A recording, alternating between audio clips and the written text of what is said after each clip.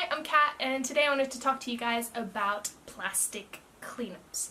As we know, by the year 2050, we expect there to be more plastic in the ocean than fish in terms of kilograms if the world continues the way it's going. Luckily, we have been seeing straw bans and plastic bag bans and even balloon bans all over the world. So yes, victory is happening for our Earth all the time.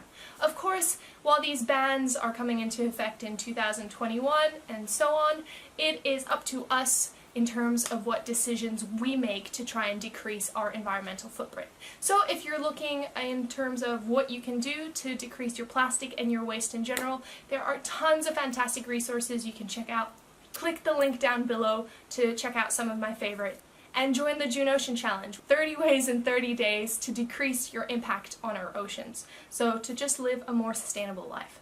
What I wanted to talk to you guys today is about a little cleanup I did. This is kind of what happened. As you can see, the amount of trash here is ridiculous, and while yes, some indeed does come from the islands here, majority of it is floating from very large distances, and we simply don't know where this plastic is coming from.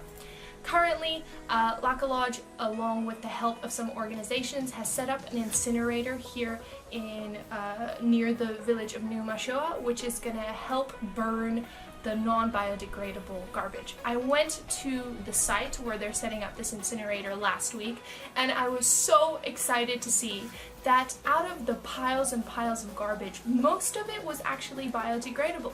So this is one of the fantastic things about these underdeveloped or lower end developed nations, is they still use a lot of natural resources. They still depend on coconuts. They still depend on the coconut palms to build some of their houses. They like reusing things, and they will reuse a water bottle until it literally falls apart. They don't have this consumer society that us in the West have of just the single use. So even plastic water bottles, which in the West is such an enormous waste, here they are used several times. Therefore, in these tips before it's actually going to be incinerated, you can see very minimal amount of garbage. So there's some suitcases, which is just something which washed up on the beach. Then there's a few plastic bottles which have been used many times. Then there's cans and glass bottles, so these are recyclables that can actually be collected and set aside until someone comes to pick them up for a recycling facility. If you guys know about how to get stuff recycled from a long distance place, let me know. But apart from nappies, which is really the biggest kind of source of waste here, the single-use baby nappies, a lot of it is biodegradable stuff. So they still take the palm leaves and the banana leftovers and all the food leftovers out of the village, because that's what actually attracts rats and it can cause a whole bunch of diseases. So it is taken to a skip. However, we're going to be starting a whole composting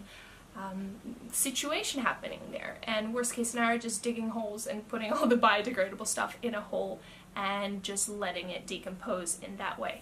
But then out of everything that was there, now for you guys who are like, incineration is not the best solution, it's still burning. Yes, I fully agree with you guys, it is not the best solution. However, on such an isolated little place like here, there isn't place for landfills, and we don't want to make landfills. Incineration at a very high temperature is the best bet we have. Now, I'm all for reducing our waste in general, but however, when you kind of don't have an option, this is what you do. So yeah, the garbage collected from the islands that have been washed up onto the beaches, which we're trying to do not only to just preserve the beauty of the marine park, but it's also because it's how the turtles are not able to nest there, because they come and there's large piles of garbage and they can't get through, or then the little babies are trying to get out and they get stuck under the plastic. So it's really heartbreaking. So yeah, we need to clean it up, and that's what's actually going to be the bulk of the garbage being incinerated. So really exciting stuff. There is a lot of trash projects happening, and I'm so thankful for you guys for being interested in this.